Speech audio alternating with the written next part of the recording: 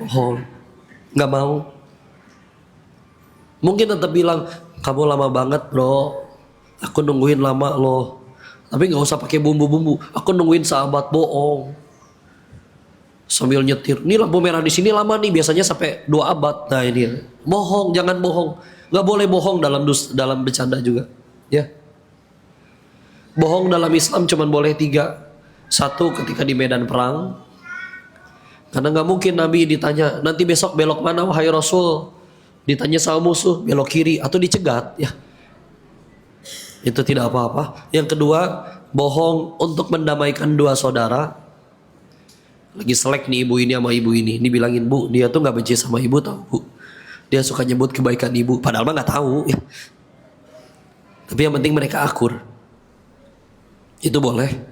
Yang ketiga, kecepatannya bu. 1, bohong di medan perang. 2, bohong mendamaikan 2 orang saudara. Mendamaikan saudara kalau pengen cepat ya. Yang ketiga, bohongnya suami kepada istrinya. Ntar dulu belum beres ya. Muji masakan. Iya. Muji masakan. Enak mah padahal. Ya. Ketika kami tanyakan ini ke guru hadis kami, beliau menjawab, salah satu yang dimaksud adalah gombal. Kan gombal tuh suka bohong. Mama, wajahmu bercahaya, emang lampu senter? Bohong. Bohong. Tapi kalau nyenengin istri boleh, ya. Jadi bukan bohong yang bilangnya kerja padahal pergi ke rumah siapa perempuan, nah itu nggak boleh, ya. Itu nggak boleh.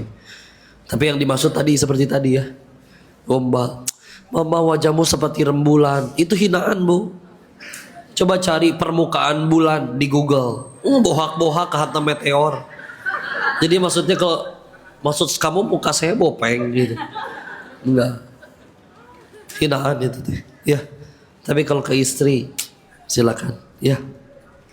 Mama, kamu seperti angka 123, 134. Maksudnya nggak ada 2-nya. Ih gile. Gile. Istri keluar habis dandan, kita acting mbak, ngeliatin atas sampai bawah. Kamu nyari apa sih? Katanya bidadari ada sayapnya. Gile ya. Kalau ke istri mah nggak apa-apa, ya nggak boleh ke istri orang, betul? Nih, gitu ya, berigidik sih. Kalau udah lama nikahnya mah getek ya bu ya. Ya tapi daripada mengucap yang menyakitkan, betul nggak? Ya. Lanjut. Jadi di antara tanda baiknya Islam seseorang adalah meninggalkan hal yang tidak manfaat. Yuk. Waktu kita, bu, aset kita yang paling utama itu waktu. Kita perlu pahala, tapi ada sesuatu yang harus kita tukar jadi pahala.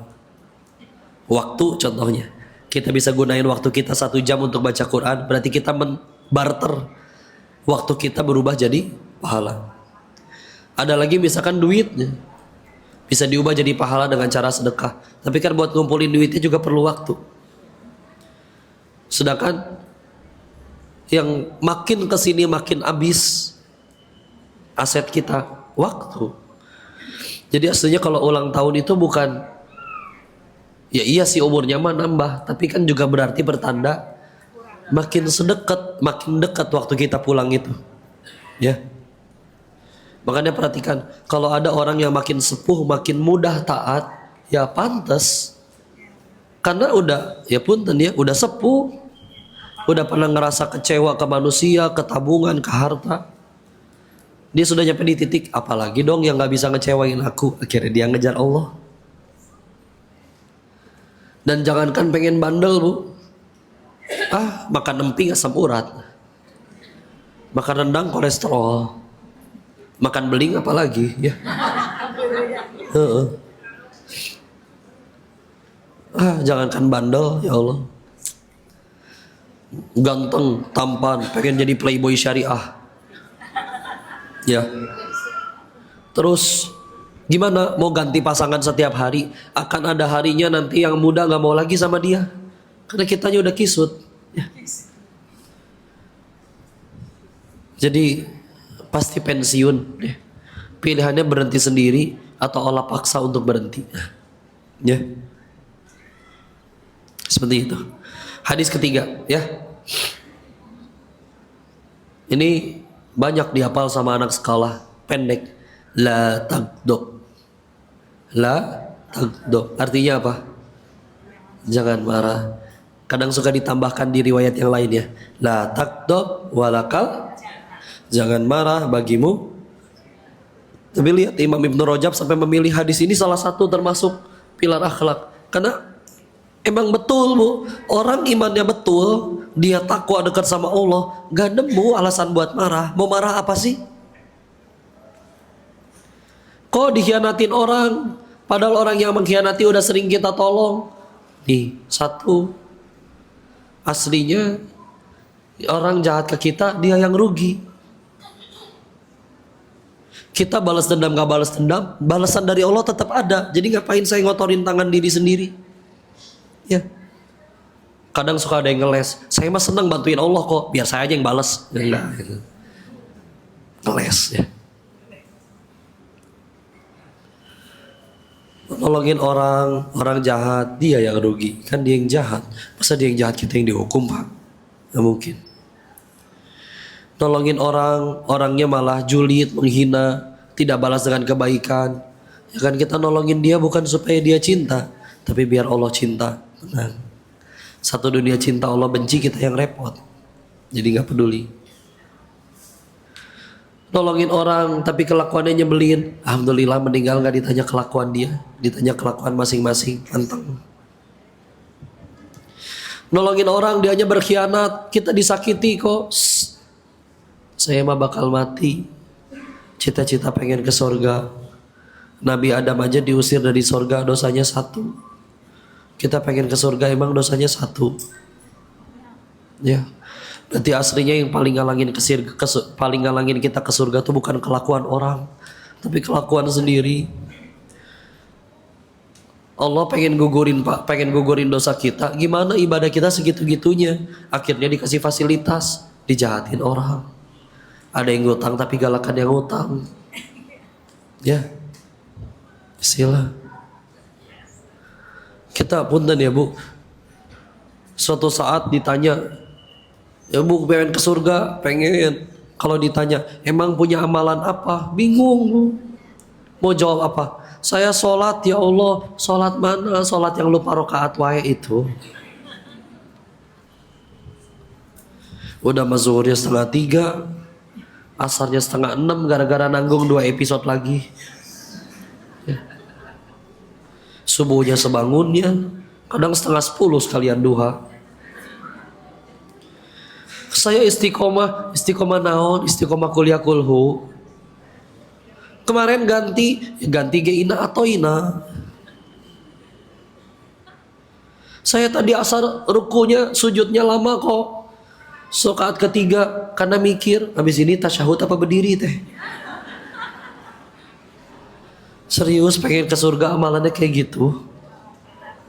Ibu punten ya, punten. Ini berita buruk. Kita ibadah, kalau mau jujur, belum tentu keterima sama Allah. Bisa jadi ada salah niat, pengen dipuji orang, dan lain-lain. Kita maksiat, malaikat gak pernah lupa nyatet. Coba, kumaha berarti. Terus kita masih santai, atau ngerasa diri udah aman. Ah kakak saya mah udah ngaji di At-Taubah. Ah saya mah udah sholat tapi sakit gitu nah. Jadi ngerasa sudah terjamin. Oh ya Allah, jauh. Gimana mau dibilang seimbang? Seimbangnya teh gimana? Pak minta tisu ya. 12 jam sholat, 12 jam kerja gitu kan gak mungkin. Kita bukan robot ya. Maka iyalah, jangan marah-marah, minimal jangan marah. Karena imannya benar dia apa? Rasul bisa marah nggak? Kok bisa? Tapi ketika Allah dan Rasulnya dihina baru marah. Bukan kita yang dihina. Kita makan agama kita dijelek-jelekin, Palestina dijajah, cuek. Giliran kita yang diomongin, wow, sewa pengacara, harus membersihkan nama baik. Ibu tahu yang pada lagi kasus di pengadilan, entah yang perselingkuhan, entah yang korupsi, demi Allah itu yang dibahas paling satu kasus, padahal bisa jadi selingkuhnya lebih dari sekali, korupsinya lebih dari sekali. Jadi aslinya masih banyakan yang Allah tutup daripada yang Allah buka. Udah mah yang dibuka sedikit dan kita betulan ngelakuin, gak terima lagi dihina. Jujur sama diri kita teh, kita tuh manusia yang kayak gimana? Hina dikit ngambek, padahal hinaannya teh betul. Kita teh betulan gitu. Ngambek we hirup teh, ya Allah. Marah. Bangun tidur marah. Badan teh remuk, bohong. Bohong asli. Pak, coba badan tulangnya remuk jadi bubuk bisa nggak bangun? Bohong, bohong, nggak ada itu. Ya, lebay gila. Ya, keluar kamar, bi ada sarapan apa? Nasi kuning bu. Nasi kuning lu diharap, pucat, gitu cina. Dihina orang dagang teh, ya Allah. Tapi pelan-pelan dicemilin abis, kan nyebelin. Nggak hina sih eta. Punten ya, nanti kalau lagi umroh, kalau nanti ada izin Allah kalian umroh, jangan kaget, ada aja pasti yang tiba-tiba keceletuk, naon makanan teh kayak begini, tapi habis, dibungkus lagi dibawa ke kamar. Ya Allah, diomel makanan. Ingat gak, Nabi itu nggak pernah mencela makanan, ya. Nabi nggak suka, diem, udah nggak dimakan. Naon bakso kieu, udah nggak usah dikomen, ya. Nggak usah segala, ngambek ya Allah. Berangkat kerja macet, ngambek, parah banget Indonesia macetnya, geuleuh.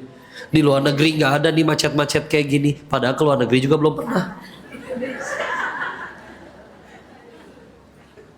Paling nggak lihat di Google, ibu, ya. Nyampe kantor ada yang berisik, ngambek. Kalian bisa diam nggak sih? Kepala saya pecah, tahu nggak? Bohong, bohong bu, asli. Coba kepala pecah betulan di kantor, pan repot harus dipel getih. Bohong, lebay, ya. Sering dengar yang kayak gitu? Kedengaran jelas suaranya? Jelas orang suara kita sendiri, ya. Ibu jangan ngambek wae. Nanti namanya diganti gak? Ibu ambek sejati. Ngambek kenapa sih? Hidup teh enak tau. Ya. Halah bensin mahal. Ibu punten bu ya. Ibu keliling dunia gitu. Demi Allah di Indonesia bensin masih lebih murah. Ya. Jangan gede lagi. Allahumma shayban nafi'an. Allahumma shayban nafi'an. Allahumma shayban nafi'an. Di luar tuh ada yang seliter 20 ribuan lebih kalau dirupiahin. Ya. Ya walaupun standar gaji di sana juga mungkin beda, tapi jangan ngambek melulu lah, dah bisilah. Serius, Nabi bukan orang pemarah. Iya, makanya punten ya, kalau marah-marah melulu ya, dan marahnya tuh untuk sesuatu yang nggak guna gitu, nggak manfaat. Perkara makan, mesen rendang, datang rendangnya, ngomel, sini kamu. Rendang yang saya pengen, restoran yang itu, kenapa datang yang lain? Ya Allah Pak, di luar sana ada yang belum tentu makan daging. Ini dagingnya datangnya ngomel. Ribet hidupnya demi Allah. Ya. Sedangkan kalau imannya, hatinya udah benar, bisilah. Oh ngambek apa? Hidup tuh banyakan enaknya. Dosa banyakan ditutupin, banyakan diampunin. Tobat kita belum, ibadah berantakan. Ya, bisilah. Jangan ngambek wae. Ya. La takdob dalakal jannah. Jangan marah bagi masuk surga. Kecewa wajar, tapi jangan sampai kita lampiasin jadi dosa, ya. Ada kisah kayak gini. Bapak-bapak bakar sampah. Nemu orai. Tahu orai? Ya. Ularnya diam aja. Dikirain mati. Daripada orainya nakutin orang, nyingsieun dan batur. Diambil buat dibakar. Begitu diambil ternyata hirup, Pak. Digigit, petok, berdarah. Tangannya berdarah, ularnya jatuh ke api. Dia dengan tangan yang masih berdarah ngambil kayu panjang berusaha nyelamatin ularnya keluar dari api. Orang-orang sekeliling nanya, "Hai bapak habis digigit sama ular itu, kenapa bapak tolongin ularnya?" Beliau jawab, "Ular matok, gak bisa milih. Namanya dia hewan terancam. Mau yang pegang cewek, cowok, kaya, belum kaya, pejabat atau rakyatnya, selagi dia ngerasa terancam, dia matok. Nggak ada ular matok milih-milih itu, nggak ada, Bu. Ini si ibu juga ada banyak utang patok ya? Enggak. Ya. Enggak. Ya, mau ganteng, cantik, tampan, tidak cantik, selagi akhirnya dia ngerasa terancam, dia matok. Aku manusia, aku bisa milih mau berbuat apa. Dan aku tidak ingin perbuatanku didikte oleh apapun itu. Orang sikut balas sikut, orang caci balas caci, orang hina balas hina. Terus buat apa sekolah tinggi-tinggi kalau bisanya cuma niru keburukan orang lain? Hina, ngehina orang buruk tidak? Fitnah buruk tidak? Udah tahu buruk kita lakuin yang sama. Ya. Kok yang benar aja tapi saya difitnah? Punten ya Bu ya. Fitnahan itu belum tentu mempan, Bu. Ibu tahu keempat imam mazhab, Imam Abu Hanifah, Imam Malik bin Anas, Imam Muhammad bin Idris Asy-Syafi'i, Imam Ahmad bin Hambal, empat-empatnya pernah difitnah sampai di penjara. Imam Ahmad bahkan dicambukin punggungnya. Ada yang benci sama mereka? Enggak, kita sholat ikut mazhab mereka. Ibu dulu tahu ada ulama namanya Buya Hamka. Buya Hamka juga pernah di penjara. Apa coba fitnahannya? Ingin menggulingkan Indonesia, bekerja sama dengan Malaysia. Tapi seorang pun gak ada yang percaya, gak ada yang benci. Ketika Soekarno-nya wafat, yang mengizinkan dia di penjara, permintaan Soekarno apa tahu? Saya minta disolatinnya cuma pengen sama Buya Hamka, gak mau yang lain. Gak ada yang benci demi Allah. Saya ngaji kitab tafsirnya beliau. Dan gara-gara di penjara kitab tafsirnya beres, Bu. Karena kalau nggak jadwal beliau padat, lebih padat dari kita. Dan semuanya jadi amal, bismillah.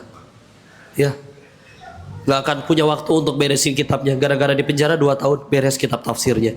Demi Allah, ulama Indonesia yang sampai punya kitab tafsir itu kehitung jari, demi Allah.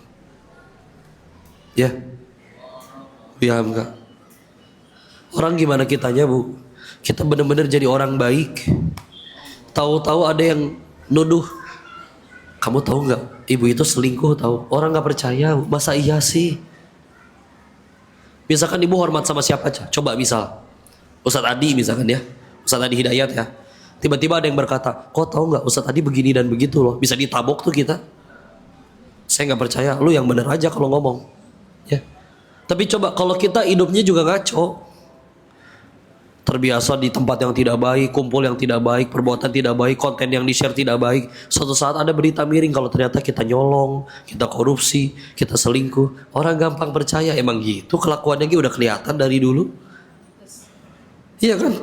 Iya, gimana kitanya? Belum tentu mempan. Orang yang memenjarakan Buya Hamka bisa jadi berkata, yes, akhirnya kita singkirkan. Beliaunya nggak redup, nggak tenggelam, masih dicintai, terus berkarya, tambah dekat sama Allah.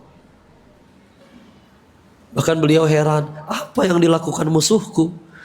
Dia kira berhasil menyingkirkanku, padahal aku hanya diberi waktu untuk lebih dekat berdoa dengan Tuhanku. Coba. Dan kalau Allah pengen gagalin rencana jahat orang, jagal aja. Udah. Ya. Lurus bismillah. Ya. Itu hadis yang ketiga, jangan marah. Hadis yang keempat,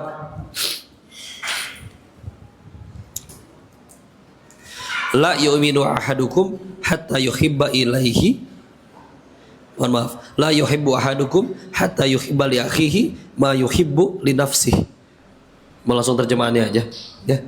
Tidak beriman secara sempurna seseorang hingga dia mencintai saudaranya sebagaimana mencintai dirinya sendiri. Ulangi kecepatannya.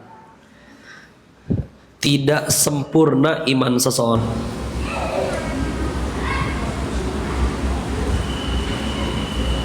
ya, ya. Hingga dia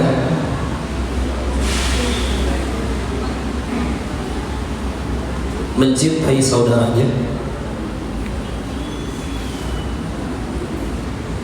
dan sebagaimana mencintai dirinya sendiri. Sebagaimana mencintai dirinya sendiri.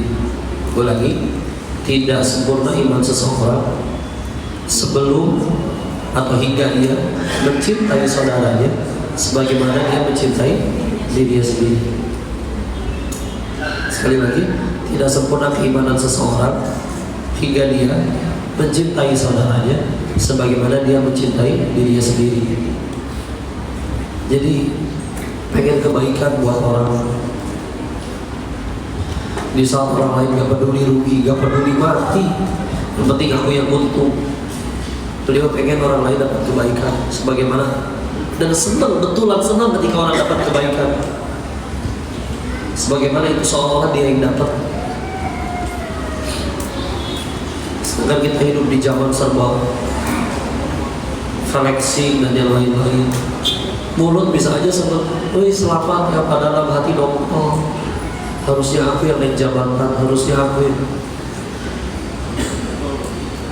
Dan kalau mendongkol gak kekontrol, akhirnya julid. Kamu udah tahu belum tetangga beli TV baru, Allah beli perang sholat, gitu. Hina kerjaannya ya. Yuk belajar bahagia dengan kebahagiaan orang ya. Bismillah. Karena sekali lagi tanda ini orang imannya benar. Jadi kalau setiap kali ada orang dapat kebaikan kita kok hati ngerasa nggak enak, itu pasti ada yang harus dibenahin di hati kita. Ya. Merasa lebih soleh sendiri, yang lebih takwa sendiri. Kita nyampe sini juga Allah yang tolong. Allah nggak tolong gampang, bisa kunci motor ibu dibikin hilang. Ada yang kuncinya ada tapi motornya yang hilang. Ada yang motornya ada, kuncinya ada, ibunya yang hilang. Ya, diculik mantan. Ada yang motornya ada, kuncinya ada, ibunya ada, iman yang hilang. Emang. Ya, nyampe. Dan selamat. Kalau mau jujur, berapa kali ibu saya kiri belok kanan? Lebih sering celaka atau selamat? Selamat. Celaka si bapak di belakang ngeliatin, kemana sih si ibu? Giliran saya yang benar ketutupan kerudung. Alhamdulillah yang penting syahid ini. Kita banyak istighfar ya. Dan yuk belajar ya sekali lagi mencintai saudara kita sebagaimana kita cinta diri sendiri. Nabi itu, dan ini diamalkan Umar bin Khattab ya. Suatu ketika Sayyidina Umar lagi jadi, waktu itu beliau jadi pemimpin tertinggi Amirul Mukminin. Kalau zaman sekarang berarti presiden mungkin ya. Suatu ketika gubernurnya datang, salah satu bawahannya, sudah banyak daerah dan ditempatkan beberapa gubernur. Lalu sebentar. Lalu bawa oleh-oleh, namanya ketemu bos kan. Lalu dibawakanlah kue, dicicipin. Saking enak kuenya, langsung ditaruh lagi baru satu gigit. Ditanya dulu, ini kue seenak ini, semua rakyat di tempat kamu mimpin bisa makan nggak? Dijawab, enggak, ini mahal, nggak semua orang sanggup beli. Kata Sayyidina Umar, mana untamu, bawa pulang, jangan kasih saya. Kenapa Amirul Mukminin, ini cuman kue? Apa kata Sayyidina Umar? Kita jadi pemimpin, kalau negeri kita kelaparan, kita yang harus paling pertama lapar. Kalau negeri kita makmur, kita pemimpin yang harus paling terakhir kenyang. Maka apa kabar kalau rakyatnya makin lapar tapi pemimpinnya makin buncit? Saya senang lihat Pak Widi langsing. Ya, alhamdulillah. Karena sebetulnya gendut itu nggak dosa Bu, sebetulnya Mak ya. Maaf ya, ini mah punten. Nggak dosa. Bahagia betul Bu, ya betul. Cuman itulah cara beliau mimpin. Di kitab lain, di kitab Fadilatul Amal, ada riwayat menjelaskan waktu itu Madinah kedatangan impor minyak wangi. Lalu karena dalam ukuran gentong ya, pengen dibagiin ke masyarakat, maka harus dibungkusin kecil-kecil kan. Maka minta sebagian orang untuk ngebungkusin. Ada yang nyeletuk, kenapa istrimu atau engkau nggak ikut bungkusin? Jawabannya kayak gini, kalau aku ikut bungkusin, nanti baunya nempel di tangan saya. Terus kalau baunya nempel, aku mengelus bajuku atau baju istriku, berarti aku baru saja ngambil yang bukan haknya. Kan haknya itu untuk rakyat, bukan untuk saya. Perkara parfum ketowel aja nggak mau ngambil. Umar radhiyallahu anhu, ya.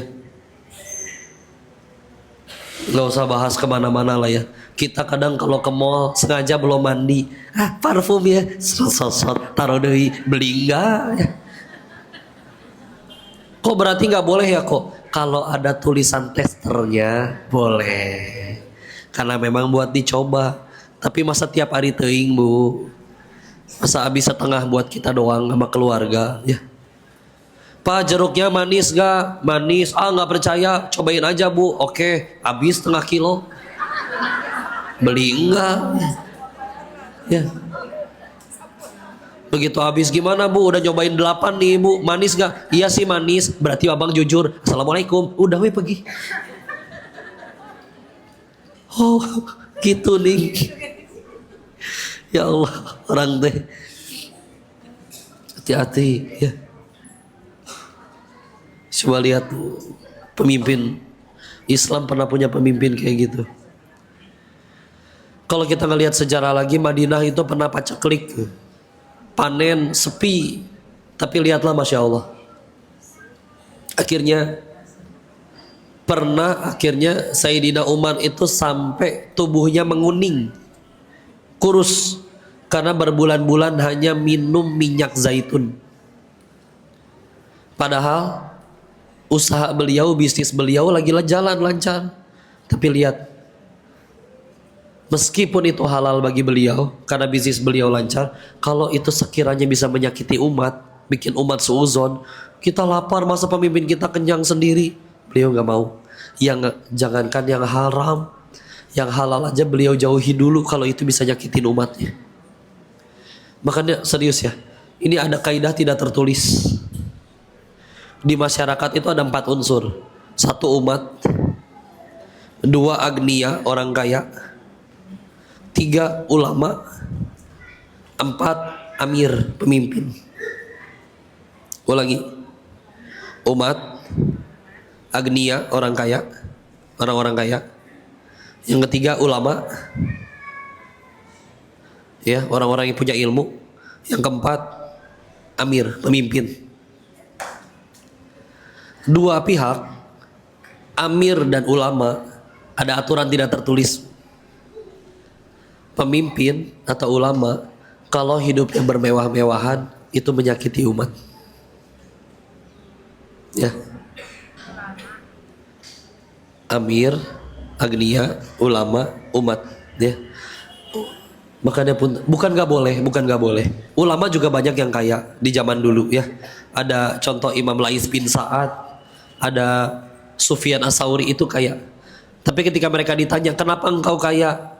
Jawabannya sederhana, supaya aku tidak bergantung ke manusia atau ke pemerintah. Ya. Karena kalau misalkan kena kefakiran, ada kecenderungan gini, minta. Dia nggak mau menghinakan dirinya. Ya. Kalau agnia, dia memang pengusaha, tahu-tahu pakai mobil bagus, rumah bagus, itu masih wajar, ya. Jadi kalau misalkan pemimpin, masyarakatnya kelaparan, tapi mobil dia bagus sendiri, itu nyakitin. Dia hidup bermewah-mewahan. Yang kadang yang lebih nyakitin, ya kejadian di Nepal. Nepal itu kemarin sempat dikudeta. Kenapa? Karena masyarakatnya lagi susah, apa-apa lagi mahal, tapi keluarga pemimpinnya jalan-jalan, naik jet pribadi, bermewah-mewahan. Duit dari mana? Nyakitin. Ya. Sama ulama juga ngajarin orang sabar. Ya dia sabarnya naik BMW, bos. Misalkan, sebetulnya sekali lagi ya, mampu beli nggak ngutang, nggak riba, dan kalau memang diperlukan silakan. Cuman kan kadang kita kalau mau beli sesuatu jujur, ya, kadang bukan kebutuhan, ya. Kadang ibu-ibu demi Pak minta lagi ya Pak, hadisnya, ya.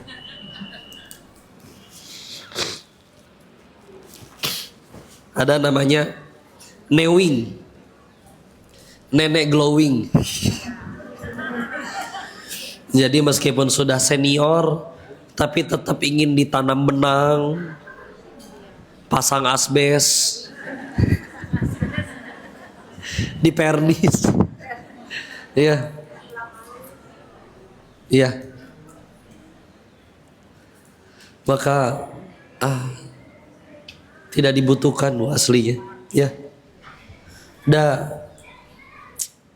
Nggak bisa bohong atulah. Mau kita setiap hari direndam pakai serum anti aging, nggak cuma dioleskan, direndam ibu. Kisut tidak bisa berdusta, ya. Dan yang lebih cantik adalah inner beauty-nya, ya, hatinya.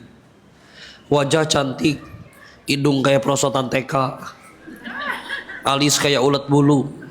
Saking putihnya kalau minum kopi kelihatan di sini. Iya. Tapi mulutnya nyakitin terus, orang nggak betah. Ada orang yang ala kadarnya, tapi ketemu selalu bahagiain, nenangin, menghargai orang, seneng, ya. Jadi gitu ya. La yu'minu ahadukum hatta yuhibba li akhihi ma yuhibba li nafsihi.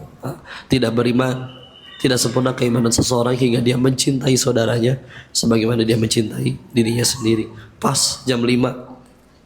Saya kembalikan lagi dulu kepada Ustadz untuk masuk ke sesi selanjutnya. Mudah-mudahan manfaat, Ibu. Oh, ini ada hadiah bagi yang bertanya. Ya udah, silakan Ustaz. Silakan jemaah yang mau bertanya. Di sini 4 orang.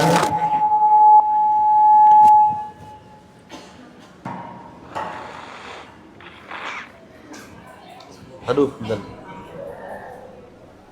Ya Allah. Assalamualaikum Pak Ustaz. Oh iya, silakan. Bagaimana cara menyikapi orang yang banyak bicara? Bagaimana cara menyikapi orang yang banyak bicara? Jangan didengar, selesai. Iya. Iya, baik, bismillah ya. Bu, kita nggak bisa ngatur orang mau ngomong apa. Kita nggak bisa ngatur dunia sesuai keinginan kita atau enggak. Orang bebas bisa berdongeng apa saja. Tapi kita juga punya pilihan. Mau masukin ke hati atau enggak, mau ambil hikmahnya atau enggak, mau terluka atau enggak. Ya. Dan memang mustahil ngebuat satu dunia nurut sama kita tuh mustahil. Daripada bikin satu dunia nurut sama kita, lebih mudah mengkondisikan hati kita agar apapun yang terjadi kita tetap bahagia. Salah satu caranya tadi, hidupnya udah bukan mulut orang lagi. Hidupnya adalah mengejar yang diridhoi Allah. Bahagianya bukan mana yang aku suka, tapi mana yang Allah suka. Bahkan ada yang lebih tinggi lagi. Hidupnya bukan bertanya apa aku sudah bahagia, tapi hidupnya bertanya sudah berapa orang yang kubahagiakan. Enak nanti. Kita gak bisa nahan mulut orang. Gak perlu kemana-mana bawa solasiban buat plester mulut orang. Ya. Sama semua yang kita lihat di scroll, kita punya pilihan, boleh kita lihat, boleh kita skip kok. Ya. Kalau dilihat malah bikin kotor hati dan jadi masalah, ya sudah, seperlunya. Ya. Paling gitu aja yang bisa kita lakukan.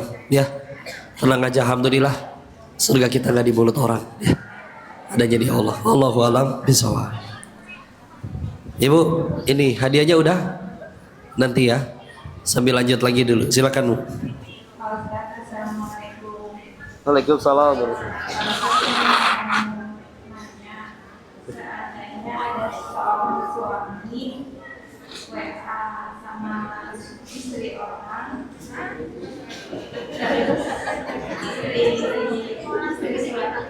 istri suaminya nggak tahu. Iya. Ya, jadi istrinya itu harus menegur perempuannya apa menegur suaminya atau menegur suaminya istrinya itu. Krebet ya. Ya Allah. Soalnya catatannya agak-agak kayak mau ngasih kado kayak gitu. Ngasih kado. Mau ngasih kado atau menyemangati kayak juru sholat kayak gitu.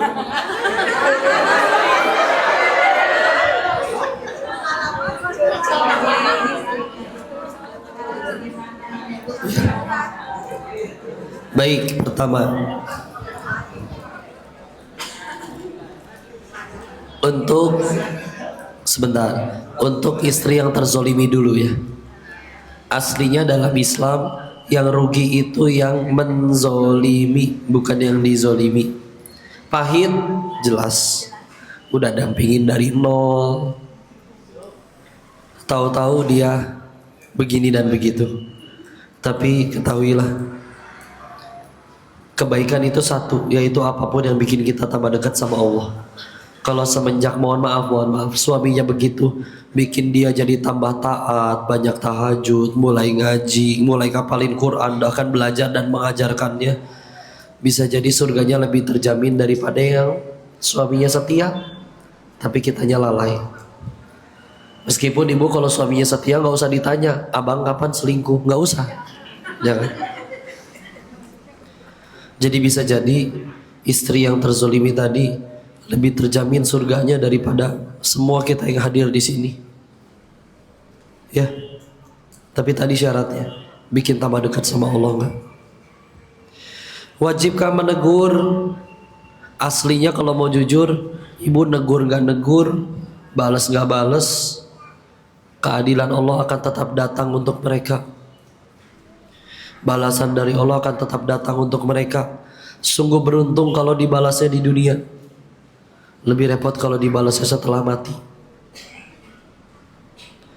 Dengan akhirnya bisa bertanya dengan tenang, tanpa harus di luar sana kan ada yang langsung emosi, langsung dijambak, langsung dilabrak dan yang lain-lain. Bismillah, mudah-mudahan ini tanda kematangan spiritual. Bismillah. Sehingga tadi aslinya kita tahu balasan dari Allah akan datang dengan kita nggak ngapa-ngapain juga. Justru yang paling bahaya itu pelaku-pelakunya. Dia jahat, kita korban langsung bales, itu gugurin dosa dia. Yang lebih bahaya, dia jahat, kita diem, tapi ceritanya ke Allah waktu tahajud, mau kabur kemana itu dia. Ya. Tahu yang lebih bahaya lagi? Dia jahat, kita korbannya malah doain yang baik-baik untuk mereka. Itu amalan para wali. Ya, salah satu amalan para wali itu dia masih tetap bisa doain kebaikan bagi orang yang jahat sama dia. Walaupun kalau ternyata dia nggak sanggup seperti itu, wajar, orang beda-beda, dia korbannya kok, ya. Tapi saran saya jangan sampai jadi dosa. Kalau kira-kira bisa duduk tenang sambil nyampein, dengan suami bisa nyampein, Pak silakan jujur, aku menemukan ini, fakta ini dan ini. Bisa tetap tenang, gak jadi dosa, silakan. Tapi kalau misalkan bikin dia malah meledak-ledak, marah-marah, bikin ibu malah dipukul dan segala macam, menurut saya nggak perlu, ya. Karena ya merugikan, ya. Pinjam lisan seseorang yang dikagumi atau didengarkan nasihatnya oleh pelaku-pelakunya untuk supaya nasihatin, itu juga boleh, ya. Maka lihat nih kira-kira yang mana yang masih bisa diajak bicara, ya. Tapi inti tujuannya harus satu, gimana caranya gara-gara kejadian ini kita tambah dekat sama Allah, ya. Kadang gimana ya, kita pengen selalu dideketin sama orang baik, itu pengen. Tapi kan kadang orang tuh macem-macem, ada yang jadi ujian buat kita, ya. Ada yang jadi pahala buat kita. Bismillah. Kadang ada orang yang minta, ya Allah, saya pengen minta jodoh. Gak lama setelah minta jodoh dia dipecat. Karena ternyata ya, kalau kerja dia nggak ada jalur ketemu dengan suaminya. Atau kalau Agim suka cerita kayak gini, minta jodoh, tahu-tahu digigit anjing, ya. Harus masuk ke rumah sakit, ternyata jodohnya iya ada di rumah sakit, ya. Meskipun bapak kalau nyari jodoh nggak usah digigit anjing dulu, nyari anjing. Atau ada bapak-bapak digigit anjing, bersyukur, maaf ya aku digigit anjing, mungkin akan nikah lagi. Enggak, ya, belum tentu, ya. Tapi intinya gitu lah, ya. Yang paling penting, yang mana ibu nilai yang bikin tambah dekat sama Allah. Kalau memang masih bisa diajak ngobrol baik-baik, nggak jadi masalah, nggak jadi perkara, nggak mengancam ibu, silakan pilih ke yang mana aja. Oh ini agak kalem nih suaminya si itu, tapi udah kita kagok, berarti nemuin semua suami orang juga, ya. Dan itulah, ya. Nggak niat ngebongkar, tapi tahu-tahu kebongkar, ya. Ya sudah, Pak. Cepat atau lambat keadilan Allah datang. Tugas kita menjadikan apapun yang terjadi dalam hidup kita jadi jalan tambah dekat sama Allah, gitu, ya. Allahu a'lam bishawab. Cukup? Ada lagi? Ya, Assalamualaikum warahmatullahi wabarakatuh, Pak Ustaz. Waalaikumsalam warahmatullahi wabarakatuh. Perkenalkan, nama saya Meli. Ustaz, saya mau bertanya, Ya. bagaimana hukum gaji untuk karyawan yang bekerja di bank? Meskipun itu banknya syariah ya, apakah halal sepenuhnya untuk karyawannya? Yang satu, itu yang kedua, kalau ada nih dalam, ya realnya memang itu bank syariah, tapi pasti ada praktik ya hal-hal yang mungkin aslinya akan menyimpang gitu ya, Iya. dari menurut syariah Islamnya gitu. Pekerjaan dari penghasilan, bagaimana status pekerjaan dari penghasilan karyawan tersebut. Terima kasih Pak Ustaz atas kesempatannya. Assalamualaikum warahmatullahi wabarakatuh. Waalaikumsalam warahmatullahi wabarakatuh. Jadi gini, kabar baiknya semua lembaga syariah di Indonesia itu wajib didampingi oleh ada namanya Dewan Pengawas Syariah. Tugas mereka apa? Dan mereka itu siapa? Mereka seharusnya adalah ahli agama yang tugasnya memastikan produk yang keluar dari lembaganya tidak bertentangan dengan syariah. Membantu umum, awam. Kalau ternyata nanti di hari akhir ternyata produknya tidak sesuai syariat, maka kita yang awam ketolong. Karena yang seharusnya bertanggung jawab adalah Dewan Syariahnya. Kenapa kamu lolosin program ini atau produk ini bisa keluar? Harusnya kan kamu cegah. Ya, seperti itu. Meskipun kitanya juga terus belajar ya. Bagi awam itu menolong. Tapi kalau ternyata kita menemukan, oh ternyata namanya aja, secara praktiknya tidak. Kalau sambil pelan-pelan dapat kerjaan lain yang lebih baik dan bisa keluar, bismillah pelan-pelan. Ya. Kenapa kau bilang pelan-pelan? Karena ada orang-orang yang nggak bisa langsung berhenti begitu saja. Nanti ada orang-orang tersayangnya yang kelaparan. Ya. Jadi kalau misalnya pengen berprogres pelan-pelan, tidak langsung drastis, itu juga masih nggak apa-apa. Ya. Tapi begitulah. Seharusnya Dewan Syariahnya itu menjamin produknya tidak ada yang bertentangan dengan syariat, ya. Dan masalah ternyata sebetulnya tidak murni syariat atau gimana, itu yang bertanggung jawab adalah Dewan Syariahnya, ya. Kita yang benar-benar tahu lalu ingin menjauhi, silakan, itu kebaikan yang luar biasa untuk kita, ya. Mudah-mudahan Allah jauhkan kita dari ya sesuatu yang haram, ya. Tapi kayak gitulah, ketolongnya tadi, ya. Masalah halal atau enggak, kabar baiknya bahkan pernah ditanyakan kayak gini, anak kecil dia nggak bisa nyari duit sendiri, bapaknya misalkan bandar narkoba atau koruptor, bagi si anak halal nggak makanannya, dia nggak punya pilihan, dia nggak bisa anak PAUD nyari duit sendiri, bagi dia masih baik-baik saja, ya.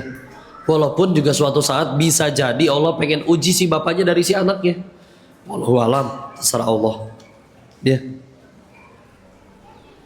Maka kita khususon yang bekerja di situ juga sebetulnya pengen keluar dan juga pengen ada di situ juga untuk nafkahin orang yang tersayang. Maka bagi orang-orang tersayangnya mah insya Allah masih aman. Kitanya gimana? Ya Allah, Allah tahulah, bismillah. Anggaplah Allah masih menganggap itu jadi dosa. Tapi kan kabar baiknya gitu. Kalau ke manusia kita berbuat 1000 kebaikan bisa hilang gara-gara sekali salah. Ke Allah kita berbuat 1000 kesalahan, ada satu aja kebaikan yang Allah ridho, Allah punya kuasa ngampunin 1000 dosa lainnya. Dan Allah akan lihat kegigihan kita, ketulusan kita, dan kabar baiknya kita akan nanti dilihat hari akhirnya. Ketika iya dulu kita pernah begini dan begitu, tapi berhasil taubatan nasuha dan wafatnya dalam keadaan husnul khotimah, tetap aman, ya. Ya bismillah, balapan antara kita meninggal duluan atau berhenti maksiat duluan, ya. Dan aku yakin hati yang bertanya seperti itu nggak mungkin kalau bukan dari dorongan iman.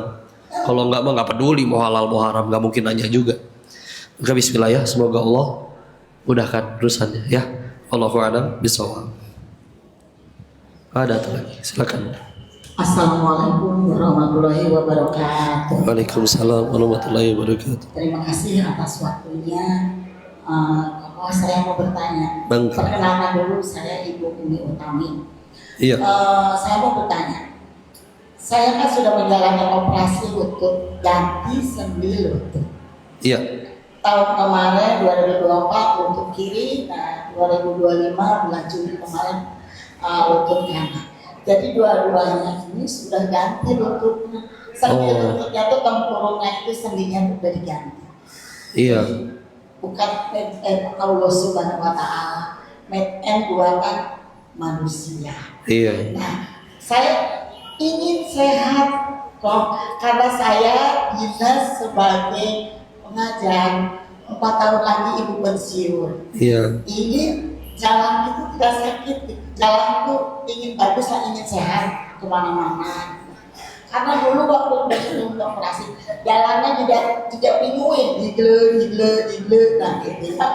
Sekarang alhamdulillah udah lancar, cuman kalau sholat belum bisa Iya. seperti biasa. Iya. Selonjor juga belum kuat lama, paling lama 1 jam, makanya sekarang saya duduk di sini di kursi. Gak apa-apa. Nah, saya mau bertanya apakah hukumnya sah atau tidak? Niat saya kan ingin sehat, ya Allah, ingin bersilaturahmi ke saudara kemana, ingin jalannya sehat. Apalagi Iya. suami saya ingin dia jalan-jalan.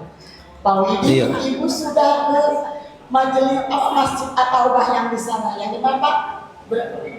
Ya di sana ya, dari Jawa Timur ya. Wah, masya Allah. Ya, alhamdulillah. Sudah ke sana. Ya, nah, jadi kemudian silaturahmi juga dengan saudara. Tapi hukumnya apa Pak? Hukumnya apa? Iya. Atau tidak gitu? Iya. seandainya ibu wafat, berarti di badan ibu di tubuh ibu ada bedah ASI. Iya. Terima kasih atas waktunya dan terima kasih atas jawabannya sebelumnya. Wassalamualaikum warahmatullahi wabarakatuh. Waalaikumsalam warahmatullahi wabarakatuh. Satu, kalau perkaranya benda asing, setiap hari kita masukin benda asing ke mulut kita, makan, ya. Tapi kan makannya niatnya pengen sehat. Sehatnya biar bisa ngajar, silaturahmi, ibadah. Dan itu kan ada kondisi medis, ya. Bukan, mohon maaf ya, masih muda, masih cantik, tapi ngerasa kurang terus. Akhirnya hidungnya dipakein asbes, ya. Hidung pipinya dikasih apa, kenur layangan, dipasangin tali kama. Ya, ini makan kondisi, Bu, ya, kondisi. Sebagaimana siapa ya, Ibu tahu kiai yang bikin buku Iqra? Kiai yang bikin buku Iqra, Kiai Haji Asad Humam. Beliau dari umur 18 tahun udah nggak bisa jalan, Bu. Dan pasti pernah diobatin secara medis, mungkin juga dioperasi. Cuman ya sudah, itu kan bukan kondisi yang dia pilih gitu. Karena ada uzur. Kalau ada uzur maka diberikan rukhsah, keringanan, ya. Yang nggak boleh itu yang tadi. Ya tadi misalkan ibu masih umur 18 tahun tapi pengen dagunya lancip, ya. Jadi ya didempul, di apa misalkan, ya. Nah ini kan tujuannya juga tadi, Masya Allah, supaya bisa tetap ngajar, silaturahmi. Maka insya Allah, ya. Dan ibu punya takdir lututnya begitu juga kan dari Allah, ya.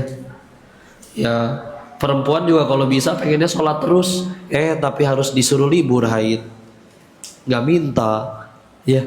Jadi kita itu tidak akan dihisap atas sesuatu yang di luar kuasa kita, kecuali ibu sengaja nabrakin diri biar dengkul saya coplok, tapi kan enggak, ya. Jadi emang udah kondisi, udah bismillah, ya. Walaupun kita tetap dianjurkan jaga kesehatannya. Emang kadang ketika kita masih muda kayak gini, Pak, makan apa aja hayu, tapi kadang kan baru kerasanya nanti 50 ke atas. Tahu-tahu suka kram sendiri, saburat, ya. Dan yang lain-lain, ya. Padahal kita bisa mengurangi, mulai ngurangin gula, mulai ngurangin yang asin-asin, ya. Ya, praktek mah lebih susah, ya. Saya sendiri sukanya pedas asin, ya. Udah kumaha tuh, ya.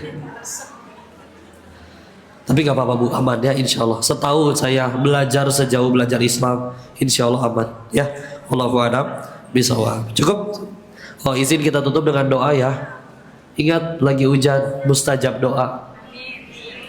Hari Jumat pada asar, mustajab doa ditambah hujan. Mantap, ya. Doain yang baik-baik, ya. Karena selagi doanya baik, kata Ibnu Mas'ud, pilihannya cuma 3. 1 dikabul, kalau nggak dikabul dihapuskan, digagalkan, dihindarkan dari maksiat, dihindarkan dari musibah, harusnya kepleset nggak jadi, ya. Yang ketiga, dihapuskan dosa-dosanya. Yuk kita tundukkan hati dan kepala kita sejenak. A'udzubillahi minasyaitonirrajim. Bismillahirrahmanirrahim. Allahumma shalli ala sayyidina wa habibina wa syafiina wa maulana Muhammad. Assalamu radhiyallahu tabaraka wa ta'ala an kulli sahabati Rasulillahi ajmain. Bismillahirrahmanirrahim. Hamdan syakirin, hamdan na'imin, hamdan yuwafi ni'amahu wa yukafi mazidah. Ya Rabbana lakal hamdu kama yanbaghi li jalali wajhikal karim wa 'azimi sultanik. Allahumma shalli ala sayyidina Muhammad wa ala ali sayyidina Muhammad. Allahumma ighfir lil muslimina wal muslimat wal mu'minina wal mu'minat al ahya'i minhum wal amwat. Allahumma ighfir lana wa li walidina warhamhum kama rabbawna shighar. Ya muqallibal qulub tsabbit qulubana ala dinik. Allahumma a'inna ala dzikrika wa syukrika wa husni ibadatika. Ya Allah, berkahi majelis ini, ya Allah. Ajarkan ilmu yang bermanfaat saja bagi kami, ya Allah. Jadikan sisa usia kami hanya mengejar ridho-Mu, ya. Mudahkan setiap malam kami bangun tahajud menyembah-Mu ya. Ya Allah, kami titip orang-orang yang kami sayang ya Allah. Orang tua, pasangan, anak-anak. Kami nggak tahu kapan kami pulang. Tapi kami titip ya Allah. Kami juga tidak bisa 24 jam mendampingi mereka. Maka pertemukanlah mereka dengan kebaikan. Orang baik, sahabat, guru, lingkungan yang membuat kami tambah diridhoi oleh-Mu. Selalu gagalkan setiap kali kami maksiat ya Allah. Dan mudahkan kami berbuat taat. Ya Allah, ini hamba-Mu pulang mengakui dosa-dosanya ya. Ampuni ya Allah. Kami takut dengan ganjaran dari dosa kami ya Allah. Tapi kepada siapa lagi kami bisa mohon ampun selain kepada-Mu ya Allah. Maka jangan biarkan kami wafat sebelum taubat kami Engkau terima ya Allah.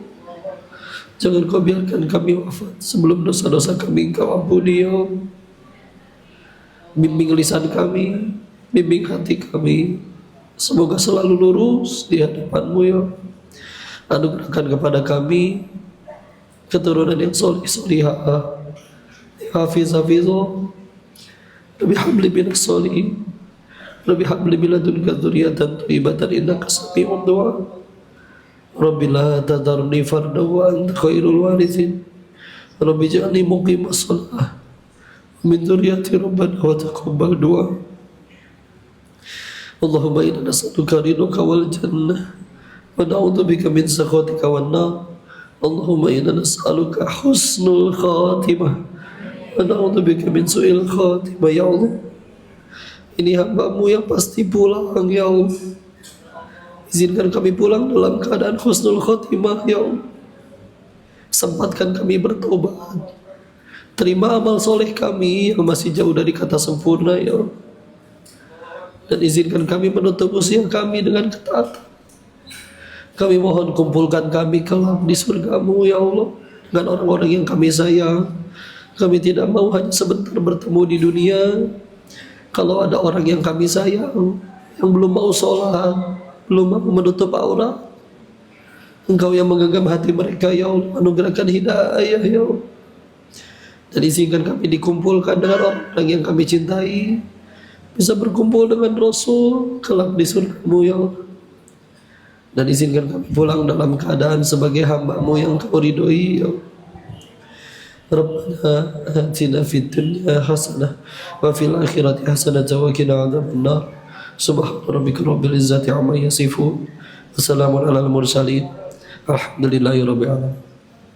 Terima kasih Bapak Ibu yang dirahmati Allah. Mohon maaf lahir batin kalau ada kesalahan, semuanya dari Koko. Tolong dimaafkan dan dinasihati. Jika ada kebaikan, semuanya dari Allah dan kita bersyukur kepadanya. Kita tutup dengan kalimat hamdalah. Alhamdulillahirabbil alamin. Istighfar 3 kali.